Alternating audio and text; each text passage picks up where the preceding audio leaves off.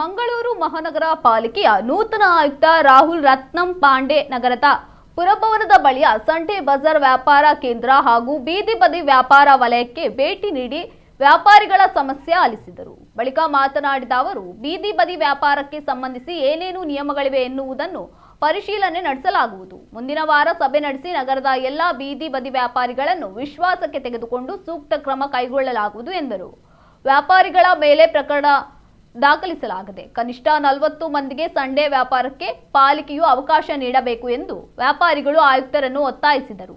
ಇದಕ್ಕೆ ಪ್ರತಿಕ್ರಿಯಿಸಿದ ಆಯುಕ್ತರು, ಮುಂದಿನ ರವಿವಾರ ಯಾರೂ ಕೂಡ ವ್ಯಾಪಾರ ನಡೆಸಬಾರದು. ಆ ಬಳಿಕ ಕಾನೂನು ಪ್ರಕಾರ ಕ್ರಮ ಕೈಗೊಳ್ಳಲಾಗುವುದು. ಯಾರಿಗೂ ಕಾನೂನನ್ನು ಕೈಗೆತ್ತಿಕೊಳ್ಳಲು ಅವಕಾಶವಿಲ್ಲ. ಅಧಿಕಾರಿಗಳು ಸ್ಥಳಕ್ಕೆ ಬಂದಾಗ ಸಂಯಮದಿಂದ ವರ್ತಿಸಬೇಕು. ಅಧಿಕಾರಿಗಳಿಂದ ತಪ್ಪಾಗಿದ್ದರೆ ನನ್ನ ಗಮನಕ್ಕೆ ತರಬೇಕು ಎಂದರು. ಪಾಲಿಕೆಯಿಂದ ಬೀದಿ ವ್ಯಾಪಾರಿಗಳಿಗೆ ನಿರ್ಮಿಸಲಾಗಿರುವ ವಲಯಕ್ಕೆ ಭೇಟಿ ನೀಡಿದ ಆಯುಕ್ತರು ಅಲ್ಲಿನ ವ್ಯವಸ್ಥೆಗಳನ್ನು ಪರಿಶೀಲನೆ ನಡೆಸಿದರು. ಶೀಘ್ರವೇ ಸಭೆಯೊಂದನ್ನು ನಡೆಸಿ ಚರ್ಚಿಸಿ ಸಮಯ ಬಗೆಹರಿಸಲಾಗುವುದು ಎಂದು ಭರವಸೆ ನೀಡಿದ್ದಾರೆ. ಒಟ್ಟಿಗೆ 395 ಜನಕ್ಕೆ ಐಡಿ ಕಾರ್ಡ್ ಇದ್ದಾರೆ. ಈಗ ಪ್ರಾಕ್ಟಿಸ್ ಏನಾಯ್ತು, ಅಲ್ಲಿ 90 ಜನ ಇದ್ದಾಗ 300 ಜನ ಹೊರಗಡೆ ಇದ್ದಾರೆ. ಅಲ್ಲಿ ಒಳಗಡೆ ಹೋದವರಿಗೆ ವ್ಯಾಪಾರ ಆಗಿಲ್ಲ. 35 ಜನಕ್ಕೆ ಈ ಸೈಡಲ್ಲಿ ಬೇರೆ ಬೇರೆ ಕಡೆ ವಾರ್ಡ್ ವೈಸ್ ಅಲ್ಲಿ ನೀವು ಅಲ್ಲಿ ವ್ಯಾಪಾರ ಮಾಡ್ತೇವೆ, ಶಿಫ್ಟ್ ಆಗಿಲ್ಲ. ಈಗ ಅದು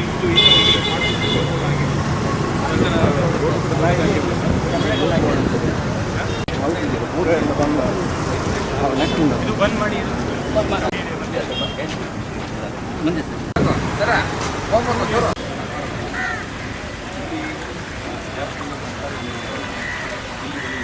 ಪಕ್ಕದ ವಾರ್ಡಲ್ಲಿ ರೋಡ್ ಇಲ್ಲದೆ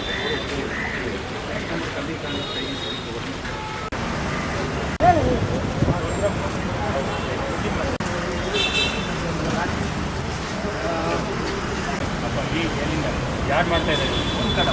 ಮ್ಯಾನುಫ್ಯಾಕ್ಚರ್ ಯಾರು ಮಾಡ್ತಾರೆ? ಬಾಂಬೆ ಮ್ಯಾನುಫ್ಯಾಕ್ಚರ್ ತಗೊಳ್ತಾರೆ. ಲೋಕಲ್ ಹೋಲ್ಸೇಲರ್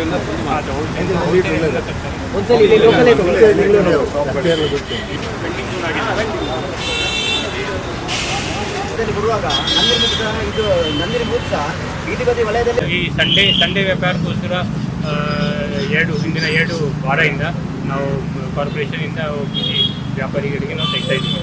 ಸೊ ಬಿಕಾಸ್ ಇದು ವೆಂಡಿಂಗ್ ಝೋನ್ ಆಗಿಲ್ಲ, ಅದಕ್ಕೋಸ್ಕರ ರೂಲ್ ಪ್ರಕಾರ ನಮ್ಮ ಆಫೀಸಲ್ಲಿ ಮಾಡ್ತಾ ಇದ್ದಾರೆ. ಅವ್ರ ವಾದ ಏನಿದೆ, ಇಲ್ಲಿ ಸ್ವಲ್ಪ ವ್ಯಾಪಾರ ಸಿಗುತ್ತೆ, ಇದೆಲ್ಲ ಸಿಗುತ್ತೆ. ಸೊ ಇದು ಒಂದು ರೂಲ್ಸ್ ಪ್ರಕಾರ ನೋಡಬೇಕಾಗ್ತದೆ. ಸೊ ನಾವಿವತ್ತು ಅವ್ರ ಜೊತೆ ಮೀಟಿಂಗ್ ಮಾಡಿದಾಗ ನೆಕ್ಸ್ಟ್ ಸಂಡೇ ಅವರು ಮಾಡಲ್ಲ, ಬಿಕಾಸ್ ಅವರು ರೂಲ್ ಪ್ರಕಾರ ಮಾಡಲಿಕ್ಕೆ ಬರಲ್ಲ.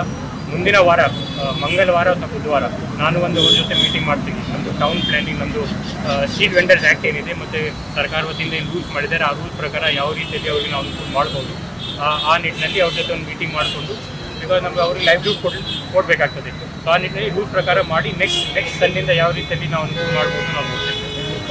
ಇನ್ನೊಂದು ವಿಷಯ ಏನಿದೆ, ಇಲ್ಲಿ ನಮ್ಮದು ವೆಂಡಿಂಗ್ ಝೋನ್ ನಾವು ಮಾಡಿದ್ದೀವಿ. ಆ ವೆಂಡಿಂಗ್ ಝೋನಲ್ಲಿ ಕೂಡ ಸರಿಯಾಗಿ ಯೂಸ್ ಆಗ್ತಾ ಇಲ್ಲ, ಉಪಯೋಗ ಆಗ್ತಾ ಇಲ್ಲ. ಸೊ ಅವ್ರು ಯಾವ ರೀತಿಯಲ್ಲಿ ಅದು ಅನುಕೂಲ ಮಾಡ್ಬೋದು, ಅವರು ಒಂದು 2 ಸಜೆಷನ್ ಕೂಡ ಕೊಟ್ಟಿದ್ದಾರೆ.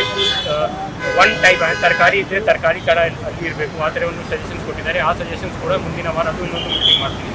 ಸೊ ನಮ್ಮದು ಉದ್ದೇಶ ಏನಿದೆ, ಬೀದಿ ವ್ಯಾಪಾರಿಗಳು ಯಾರಿದ್ದಾರೆ ಅವ್ರಿಗೆ ಅವ್ರದ್ದು ಜೀವನಕ್ಕೋಸ್ಕರ ಅವ್ರಿಗೆ ವ್ಯಾಪಾರ ಮಾಡಲಿಕ್ಕೆ ಅವಕಾಶ ಕೊಡಬೇಕು. ಯಾವುದೇ ರೂಲ್ಸ್, ಯಾವುದೇ ಕಾನೂನು ಉಲ್ಲಂಘನೆ ಆಗಬಾರ್ದು. ಆಮೇಲೆ ಯಾರಿಗೂ ತಪ್ಪಾಗಬಾರ್ದು. ಆ ವಾರ್ಡಲ್ಲಿ ಈ ವಾರ್ಡಲ್ಲಿ ಇವರಿಗೆ ಸ್ವಲ್ಪ ಹೆಚ್ಚು ಸಿಗುತ್ತೆ, ಕಡಿಮೆ ಸಿಗುತ್ತೆ, ಆ ಥರ ಕೂಡ ಆಗಬಾರ್ದು. ಸೊ ಒಟ್ಟಿಗೆ ಸೇರಿ ನಾವು ನಮ್ಮಿಂದ ಫೋರ್ಸ್ ಮಾಡಲ್ಲ, ಎಲ್ಲ ಸೇರಿ ನಾವು ಮೀಟಿಂಗ್ ಮಾಡಿಕೊಂಡು ಯಾವ ರೀತಿಯಲ್ಲಿ ಫೈನಲ್ ಡಿಸಿಷನ್ ಬರುತ್ತೆ ಆ ಥರ ಡಿಸಿಷನ್ ಮಾಡ್ತೇವೆ. ಕೊನೆಯಲ್ಲಿ ಅವ್ರದ್ದು 2 ಸಂಘ ಇದೆ, ಅವರು ಹೇಳ್ತಾ ಇದ್ದಾರೆ. ಇಲ್ಲಿ ನಮ್ಮದು ಬೀದಿ ವ್ಯಾಪಾರಿಗಳು 2 ಸಂಘ ಇದೆ. 2 ಇದ್ದರೆ ಸರಿ ಇಲ್ಲ ನನ್ನ ಪ್ರಕಾರ. ಸೊ ಅವರಿಗೆ ನಾನು ಒಂದು ವಿನಂತಿ ಕೂಡ ಮಾಡಿದ್ದೀನಿ, 1 ಸಂಘ ಮಾಡಿ ಒಪ್ಕೊಂಡಿದ್ದಾರೆ. ಸೊ ರೂಲ್ಸ್ ಪ್ರಕಾರ, ಒಂದು ಕೋಆಪರೇಟಿವ್ ಆ್ಯಕ್ಟ್ ಪ್ರಕಾರ, ಸೊಸೈಟಿ ರಿಜಿಸ್ಟ್ರೇಷನ್ ಆ್ಯಕ್ಟ್ ಪ್ರಕಾರ ಅವರು ಕೂಡ ಮುಂದೆ ಆ 1 ಸಂಘ ಮಾಡಲಿಕ್ಕೆ ಅವರು ಒಂದು ಕೆಲಸ ಮಾಡ್ತಾರೆ. ಅದೇ ಎಲ್ಲ ರೂಲ್ಸ್ ನೋಡಬೇಕಾಗ್ತದೆ. ಸುಪ್ರೀಂ ಕೋರ್ಟ್ ಆರ್ಡರ್ ಏನಿದೆ, ನಮ್ಮ ಟೌನ್ ವೆಂಡಿಂಗ್, ನಮ್ಮದು ಸ್ಟ್ರೀಟ್ ವೆಂಡರ್ಸ್ ಆ್ಯಕ್ಟ್ ಏನಿದೆ, ಅಲ್ಲಿ ಟೌನ್ ವೆಂಡಿಂಗ್ ಕಮಿಟಿ ಮಾಡಲಿಕ್ಕೆ ಅವಕಾಶ ಇದೆ. ಟೌನ್ ವೆಂಡಿಂಗ್ ಕಮಿಟಿ ಮಾಡಿದರೆ ಆ ಕಮಿಟಿ ಪ್ರಕಾರ ಏನು ತಾತ್ಕಾಲಿಕ ಕಮಿಟಿ ಮಾಡಲಿಕ್ಕೆ ಅವಕಾಶ ಇದೆ, ಮಾಡಿ ಆ ರೂಲ್ಸ್ ಪ್ರಕಾರ ಯಾವ ರೀತಿಯಲ್ಲಿ ಕೊಡಲಿಕ್ಕೆ ಬರುತ್ತೆ ಆ